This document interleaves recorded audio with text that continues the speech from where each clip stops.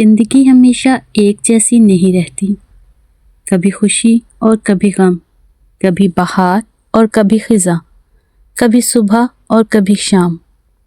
خوشی اور غم کا آنا، حالات کا بدلنا اور موسموں کا آنا جانا، تمہیں کیا لگتا ہے کہ یہ سب بے معنی ہے؟ نہیں، بلکہ اللہ تعالیٰ نے ان سب حالات کو ہر انسان پر مختلف طریقوں سے اس لیے گردش دی ہے کہ ہر انسان ان حالات سے کچھ سیکھ سکے۔ کبھی کبھی ہم پر آزمائشیں اس طرح اترتی ہیں جیسے سردیوں کی راتوں میں دھند۔ ہم ان حالات میں چاروں طرف سے مصائب میں گھر جاتے ہیں، ہمیں کوئی راستہ نظر نہیں آتا اور آہستہ آہستہ ہم مایوسی کی گہری دلدل میں گرتے چلے جاتے ہیں اور ہمیں لگتا ہے کہ اب ہمارے لیے کوئی راستہ نہیں بچا۔ لیکن یاد رکھو، ایک راستہ جو ہر انسان کے لیے اللہ نے کھلا رکھا ہے، وہ ہے اللہ کی مدد کا راستہ۔ لیکن ان حالات میں اپنی مایوسی کے سبب ہمیں وہ راستہ نظر نہیں آتا۔ اس راستے پر چلنا ہمیں بہت مشکل لگتا ہے۔ بے شک وہ راستہ مشکل ہے، لیکن ان لوگوں کے لیے جن کے دل میں اللہ کی مدد کا یقین نہیں ہوتا، لیکن جس کے دل میں اللہ اپنی مدد کا یقین پیدا کر دے، اس کے لیے اس راستے پر چلنا بہت آسان ہو جاتا ہے۔ تو اگر آپ بھی خود پر اللہ کی مدد کے راستے آسان کرنا چاہتے ہیں اور خود کو اللہ کی مدد کے قریب کرنا چاہتے ہیں، تو یاد رکھیں، آپ اللہ کی مدد کے مستحق اسی صورت میں بن سکتے ہیں جب آپ کو اللہ کی مدد کا پختہ یقین ہو۔ جانتے ہو، جب حضرت ابراہیم علیہ السلام کو آگ میں ڈالا جا رہا تھا تو فرشتوں میں ہلچل مچ گئی۔ فرشتے ابراہیم علیہ السلام کے پاس مدد کے لیے آئے تو جانتے ہیں حضرت ابراہیم علیہ السلام نے کیا کہا؟ انہوں نے کہا، کیا تمہیں اللہ نے بھیجا ہے؟ تو فرشتوں نے کہا، نہیں۔ تو حضرت ابراہیم علیہ السلام نے ان کی مدد لینے سے انکار کر دیا، کیونکہ انہیں اپنے اللہ پر بھروسہ تھا۔ انہیں یقین تھا کہ ان کا اللہ انہیں ضائع نہیں کرے گا۔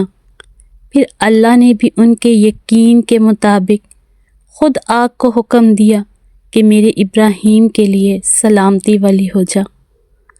ہم جانتے ہیں ہمارا یقین ان کے جیسا نہیں ہو سکتا، لیکن ہم کوشش تو کر سکتے ہیں۔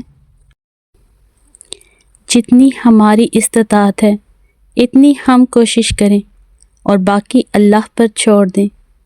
جانتے ہو، جب ہم سخت آزمائش کی گھڑیوں میں بھی اللہ پر یقین اور بھروسہ نہیں چھوڑتے اور صرف مدد کے لیے اسی کو پکارتے ہیں، تو یاد رکھیں اللہ تو بہت حیا والے ہیں۔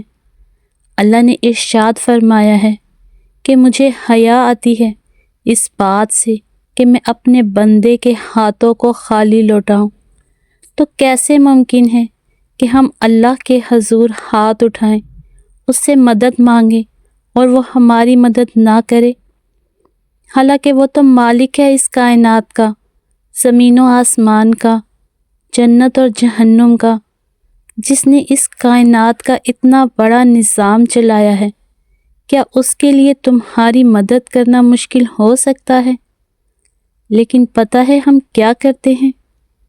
ہم خود اپنی جانوں پر ظلم کرتے ہیں، اللہ سے روگردانی کر کے۔ اللہ نے قرآن پاک میں ارشاد فرمایا ہے کہ کیا میرے سوا کوئی تمہارا دوست یا مددگار ہو سکتا ہے؟ تو پھر ہم اللہ کو چھوڑ کر جب دوسروں کی طرف مدد طلب نظروں سے دیکھتے ہیں اور اپنے یقین کو کمزور کرتے ہیں، تو ہمارے لیے اللہ کی مدد کا راستہ مشکل ہو جاتا ہے۔ اور اس راستے کو آسان کرنے کے لیے ضروری ہے کہ ہم ہر طرح کے حالات میں اپنے سر کو اللہ کے حضور جھکا لیں، اللہ کی رضا کے لیے اپنے وجود کو ریزہ ریزہ کر کے اس کے آگے مٹی بنا دے تو جانتے ہو کیا ہوگا؟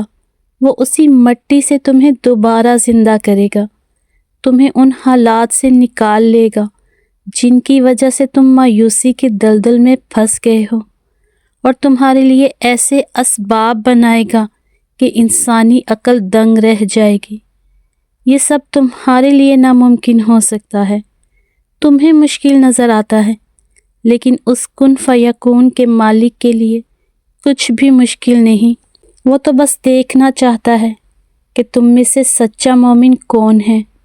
اللہ تعالیٰ قربانی مانگتے ضرور ہیں لیکن لیتے نہیں، کیونکہ وہ تو صرف آزماتا ہے اپنے بندوں کو، اور ان بندوں کو جن سے وہ محبت کرتا ہے۔ اس لیے حالات کیسے بھی ہوں، کبھی بھی اللہ کی رحمت سے نا امید نہ ہوں، ہمیشہ ہر حال میں اللہ پر یقین رکھیں اور اس کا شکر ادا کرتے رہیں۔ مولانا رومی رحمۃ اللہ علیہ فرماتے ہیں کہ اللہ کی رحمت کے سب سے زیادہ حقدار وہ لوگ ہوتے ہیں جو اللہ کے سب سے زیادہ شکر گزار ہوتے ہیں، سخاوت کرتے ہیں اور لوگوں کو دل سے معاف کر دیتے ہیں، اور یہی وہ لوگ ہوتے ہیں جن کے لیے اللہ کی مدد کے راستے آسان ہو جاتے ہیں۔ تو اگر آپ بھی اللہ کی مدد چاہتے ہیں تو ہر حال میں اللہ کا شکر ادا کرتے رہیے اور اس سے مدد مانگتے رہیے، اور یقین رکھیں کہ وہ آپ کی دعاؤں کو ضرور قبول کرے گا انشاءاللہ۔ اور آخر میں سب دیکھنے اور سننے والوں کے لیے یہی دعا ہے کہ اللہ تعالی ہم سب کی مدد فرمائے اور ہماری مشکلوں کو آسان فرمائے، آمین۔